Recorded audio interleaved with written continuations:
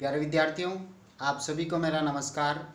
मैं डॉक्टर नेमीचंद कुमावत, सहायक आचार्य हिंदी विषय, राजकीय महाविद्यालय की आपकी इस बीए पार्ट फर्स्ट विषय हिंदी साहित्य के प्रथम प्रश्न पत्र की आज की इस ऑनलाइन कक्षा में मैं आप सभी का हार्दिक अभिनंदन और स्वागत करता हूं। प्यारे विद्यार्थियों, आज मैं आपके समक्ष लेकर आया हूं आपकी पाठ्य पुस्तक प्राचीन काव्य में संकलित डोला मारूरा दुआ, जिसके लेखक कल्लोल कवि हैं और कुछ विद्वान कुशल आप कवि को भी मानते हैं। पिछली दो ऑनलाइन कक्षाओं में हमने डोला मारूरा दुआ महाकाव्य का परिचय, ये एक प्रेमांख्यन काव्य हैं, एक लोक गाथा है। तो कवि के कर्तृत्व, व्यक्तित्व और डोला मारूरा दुआ का एक परिचय से संबंधित हमने एक ऑनलाइन कक्षा ली थी और जिसमें आरंभिक 5-6 दोहों पर हमने चर्चा की थी। उसके बाद में जो दूसरी ऑनलाइन कक्षा हुई थी जिसमें हमने 15 डोला मारूरा दुआ के 15 दोहों का अध्ययन किया था। इन दोहों की विस्तार से व्याख्या की थी, इनके भावार्थ को मैंने आपको समझाया था। और आज की इस ऑनलाइन कक्षा में हम आगामी 15 दोहों को हम पढ़ेंगे। तो प्यारे विद्यार्थियों, देखिए 130 नंबर दोहे तक आपके पूर्व में अध्ययन हमने करा दिया है।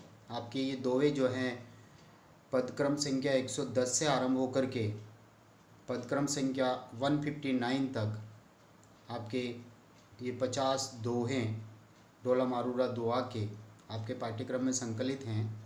तो पिछली दो ऑनलाइन कक्षाओं तक हमने 130 क्रमांक तक दोहे को पढ़ लिया, यानी कुल 20 दोहे आपके पढ़ लिए।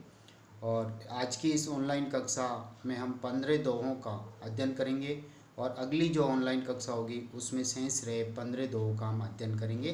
तो हम आरंभ करने जा रहे हैं, आप ध्यान से सुनिए। 131 नंबर दोहे से यहाँ मारवणी अपना संदेश अपने प्रियतम डोला तक पहुँचाना चाह रही है और चारण भाट जो होते हैं जिनके माध्यम से ये संदेश वहाँ तक पहुँचाया जाएगा।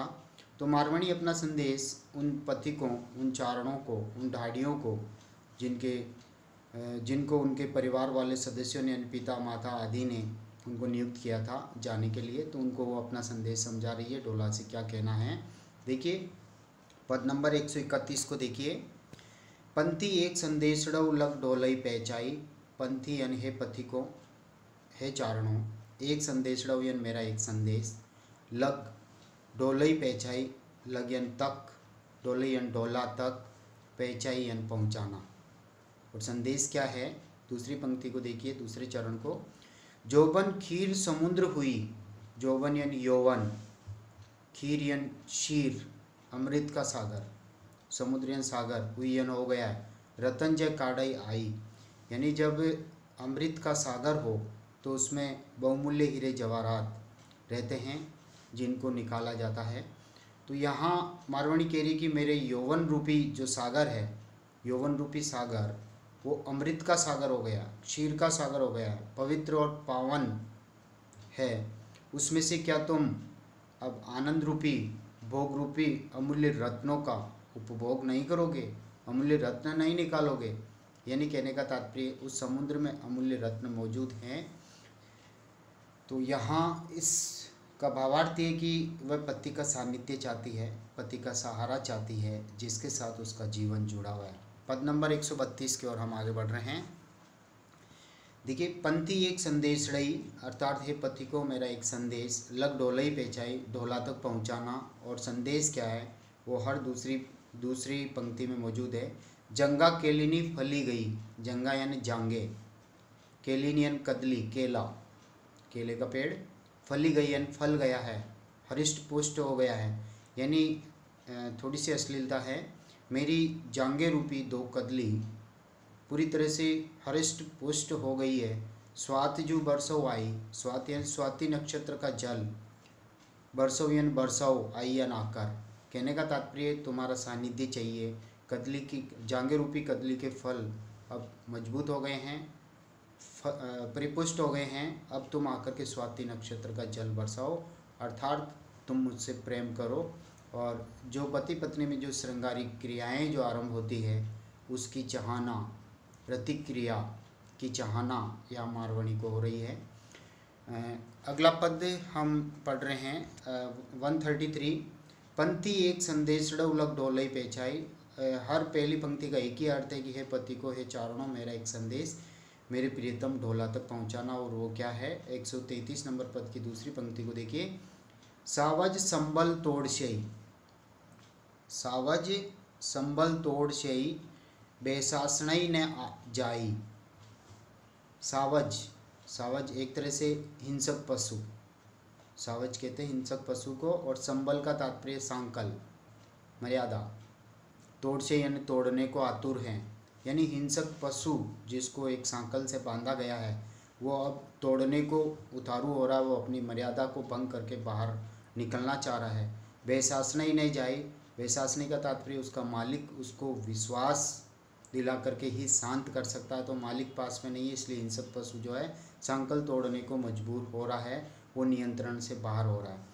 यहाँ रूपक अलंकार का प्रयोग करते हुए मारवाणी कह रही कि मेरा यौवन रूपी हिंसक पशु जो अब मर्यादा को भंग करने वाला है, मर्यादा तोड़ने हेतु बेचैन हो रहा है, और तुम इस यौवन रूपी हिंसक पशु को आपका सानिध्य पाकर के ये हिंसक पशु शांत हो सकता है। आप इसको विश्वास दिलाए, दिलासा दिलाए, इसे शांत कीजिए, यानी यौवन रूपी हिंसक पशु। अब यहाँ मारवाणी प्रतीक रूप में अपने बारे में कह रही है कि आप जल्दी से आ जाए और ये यौवन जो मर्यादा को तोड़ने वाला है इसको विश्वास दिला करके आप शांत कीजिए, आपका सानिध्य, आपका प्रेम मुझे प्रदान कीजिए। पद नंबर 134 की ओर बढ़ रहे हैं। पंथी एक संदेश लग ढोलई पेचाई, अर्थात हे पति को मेरा एक संदेश जो है ढोला तक पहुंचाना। और संदेश क्या है? जोबन जाई पाहुणऊ बेमरऊ घर आई।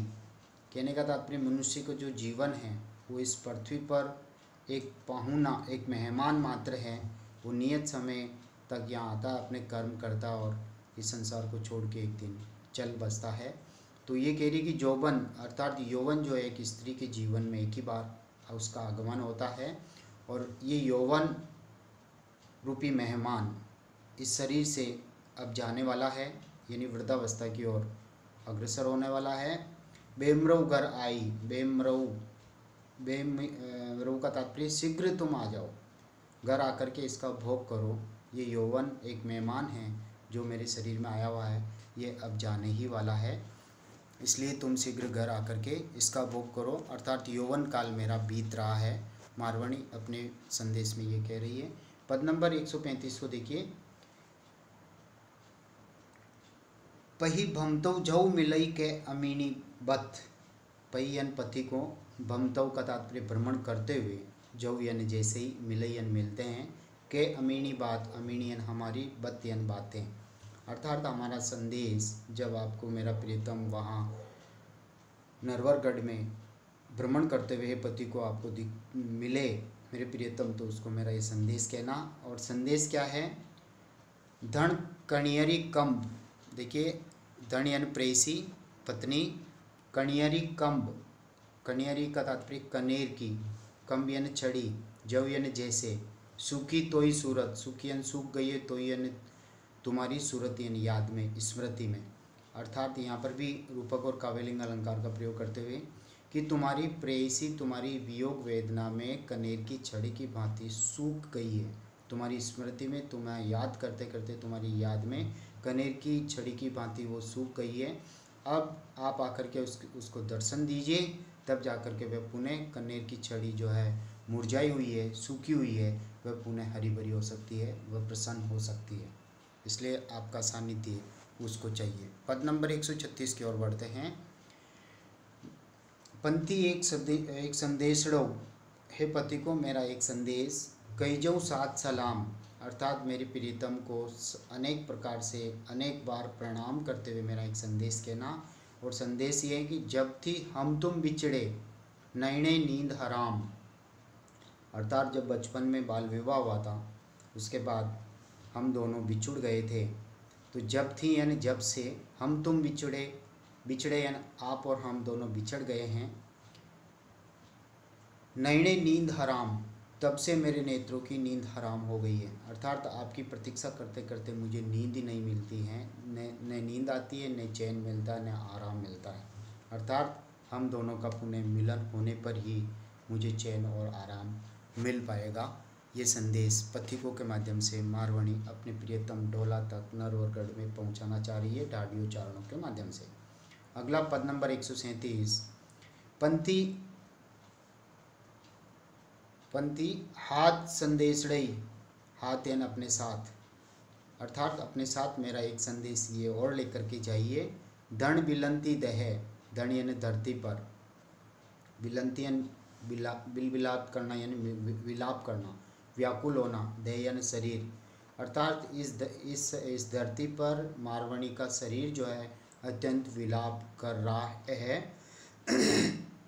दूसरी पंक्ति देखिए, पक्षु काढ़ई लिहटी, लिहटी का तात्पर्य लकीर, पक्षु यानी पैरों से, यानी अत्यधिक बेचैनी में, अत्यधिक व्याकुलता में जब समय नहीं कट पाता है तो वो पैरों से व्यर्थ ही व्याकुल होते हुए पैरों से लकीरें निकालती है पृथ्वी पर, और आंसुआं भरे, और उसका जो हृदय है वो आंसुओं से भरा रहता है, यानी उसके लिए समय बिताना ऐसा ही हो गया आपके बिना। इसलिए हे प्रियतम, आप शीघ्र ही चल करके उससे मारवाणी से मिलन कीजिए, उसे अपना दर्शन दीजिए, उसे दिलासा और सांत्वना दीजिए, और उसे धैर्य बंधाइए, उसे विश्वास दिलाइए। अगले पद की ओर हम बढ़ रहे हैं। पद नंबर 138, डोला ढीली हर किया मुक्या मने बिसारी, संदेशों हन पाठवई जीवा किसे आधारी। देखिए, हे डोला, हे चारणों, हे पति को मेरा एक संदेश ये और पहुंचाना कि ढोला से कहना, मेरे प्रियतम से कहना, ढीली हर किया, ढीली यानी तुम्हारी तरफ से जो प्रेम की प्रतिक्रिया है वो ढीली है, शिथिल है, अर्थात मैं प्रेम की तीव्र प्रतिक्रियाएं करती हूँ, आपको चाहती हूँ, आपसे प्रेम करती हूँ, और आप न तो मुझसे प्रेम करते हैं न मुझे याद करते हैं, इसलिए प्रेम की प्रक्रिया आपकी तरफ से बिल्कुल शिथिल है। मुक्या मने बिसारी, मुक्या यानी मुझे, मने यानी मन से, बिसारी यानी भुला दिया है, अर्थात ऐसा लगता है कि आपने तो मुझे मन से ही भुला दिया है, इसलिए आपकी तरफ से प्रेम की प्रक्रिया शिथिल है, और जबकि मैं आपको मन से याद करती हूँ और मेरा प्रेम जो है अनन्य प्रेम और घनिष्ठ प्रेम है, प्रेम की तीव्रता मेरे में मौजूद है। संदेशो हन पठवाई, पाठवाई, संदेशो हन, हन यानी नहीं, न, अर्थात एक और तो आप संदेश भी नहीं भेजते हैं, जीवा किसे आधारी, और एक नायिका तुम्हारी प्रेयसी तुम्हारे बिना संदेशों के कैसे जीवित रहे, किसके सारे वो जीवित रहे, आपके आगमन का संदेश मात्र सुनकर के उसी आशा में वो जीवित रह सकती है, लेकिन आप कोई संदेश भी नहीं भेजते हैं, शायद आपने मुझे मन से ही भुला दिया है, इसलिए आपकी तरफ से ये प्रेम प्रक्रिया बिल्कुल शिथिल है। अगले पद की ओर हम बढ़ते हैं। 139, डोला ढीली हर मुझ, न केवल तो आपका प्रेम जो है ढीला है, शिथिल है, बल्कि हर तरह से आपने मुझे भुला दिया है। दीठों गणों जने, और आपने मुझे भुला ही दिया है, इसलिए मारवाड़ी को यहाँ पर अंदेशा हो रहा है। दीठों यानी देखा है, गणों यानी खूब, जने यानी जनों ने, लोगों ने, गणों जने यानी खूब सारे लोगों ने आपको देखा है, और क्या देखा है वो दूसरी पंक्ति में देखिए, चोल बढ़ने कपड़े सावर धन अरणे हैं। चोल बढ़ने, चोल यानी चोला, बढ़ने यानी वर्ण, कपड़े यानी कपड़े, अर्थात आपको लाल रंग के मजीठे रंग वाले कपड़ों में, यानी जिसमें दूल्हा सजता है, दूल्हा बनता है, वर बनता है, सुसज्जित होता है, उसमें बहुत सारे लोगों ने आपको श्रृंगारित करते हुए देखा है। सावर धन, सावर यानी अन्य, धन यानी स्त्री को, अन्य पत्नी को, अणे यानी विवाह के साथ ब्याह करते हुए लाते हुए देखा है। यानी यहाँ मारवाणी को अंदेशा हो रहा है कि शायद मेरे प्रियतम ढोला ने मुझे भुला ही दिया है और उसने शायद दूसरा विवाह कर लिया है। ऐसा मारवाणी ने सुना है कि कई लोगों ने ऐसा देखा भी है कि उनको दूल्हे के रूप में सुसज्जित होते हुए और अन्य पत्नी के साथ में विवाह करते हुए, इसलिए यहाँ सोतिया डाह, ईर्ष्या भाव यहाँ मौजूद हैं। पद नंबर 140 की ओर हम बढ़ते हैं। कागल नई के मस नई, नई के लेखन हार। और अब यहाँ मारवाड़ी को अंदेशा ये हो रहा है कि शायद वहाँ से प्रेम पत्र यानी चिट्ठी क्यों नहीं आती है, संदेश डोला मेरे पास क्यों नहीं भेज पा रहा है। तो उसका कारण वो यहाँ स्पष्ट कर रही है। कागल नहीं, या तो वहाँ कागज ही नहीं होंगे। के मस नहीं, मस यानी स्याही, इंक, या वहाँ इंक ही नहीं होगी, स्याही नहीं होगी। नई के लेखन हार, और या फिर वहाँ पर लिखने वाले ही नहीं होंगे, पढ़े लिखे लोग ही नहीं होंगे, इसलिए वो कागज़ नहीं लिख पा रहे होंगे। तो न कागज़ है, न स्याही है, या फिर नहीं लिखने वाले हैं।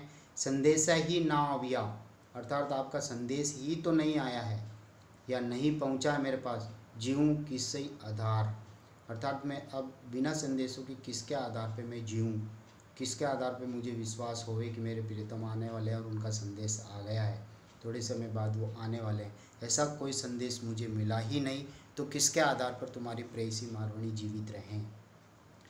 अगली पंक्ति देख, अगला 141वां दोहा देखिए।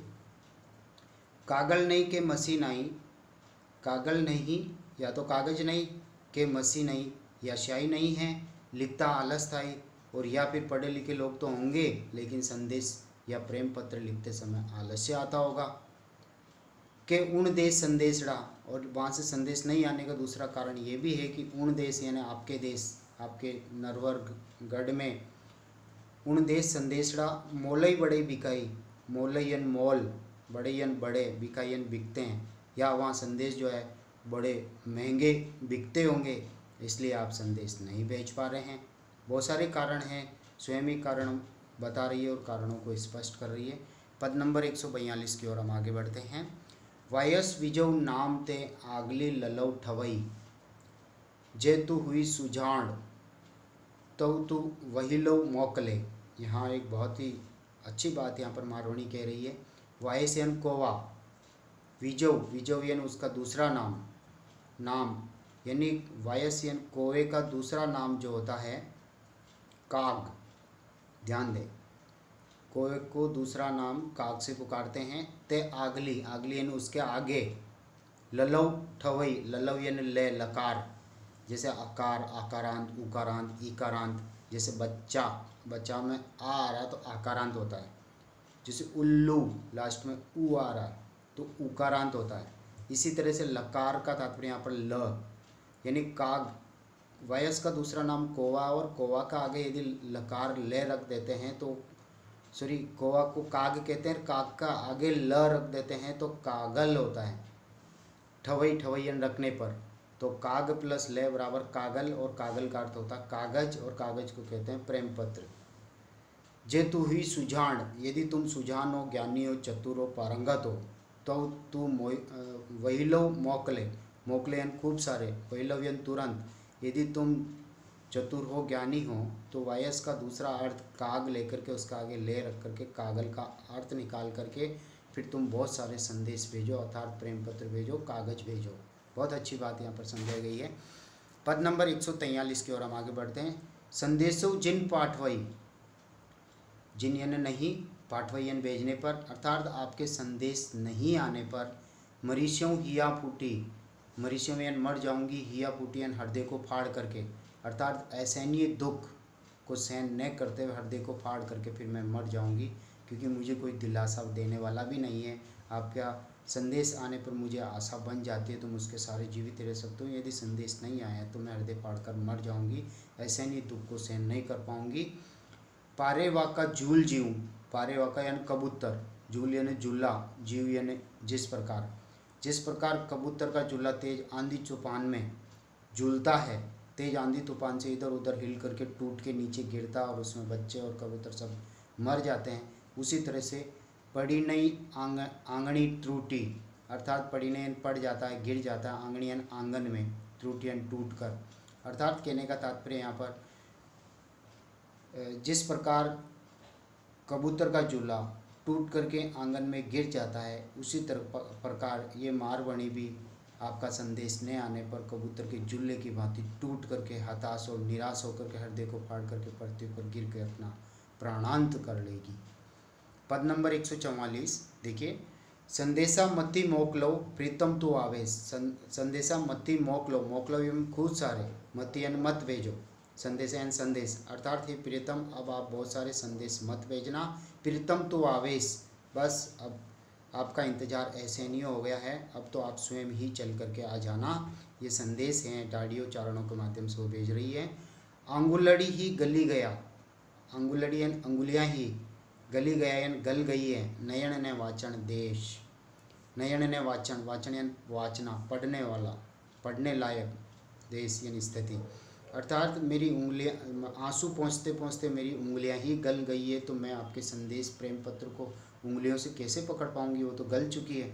नयन ने वाचन देश, और आँखों से लगातार अश्रुधारा प्रवाहित होने के कारण आपके वियोग में मैं खूब सारी रोई हूँ, इसलिए मेरी आँखों से अब देखना नसीब नहीं है, यानी आँखों से मेरी नज़र भी कमज़ोर हो गई है, आँखों में सूजन आ गई है आपके वियोग में रोने से, इसलिए मेरी आंखें पत्र वाँचने लायक नहीं है, पत्र को पढ़ने लायक नहीं है, और पत्र को पकड़ने लायक मेरी उंगलियां भी नहीं हैं, इसलिए अब संदेश मत भेजना प्रियतम, अब हद हो गई है, इंतज़ार करते करते अब आपको आना ही आना है।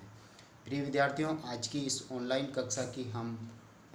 कक्षा का हम अंतिम दोहा 145वां पढ़ते हैं, और अगली ऑनलाइन कक्षा में आपके शेष बचे हुए 15 दोहों का हम अध्ययन करेंगे। फागुन मसी वसंत रुत आयो झई ने सुनेसी, यानी फाल्गुन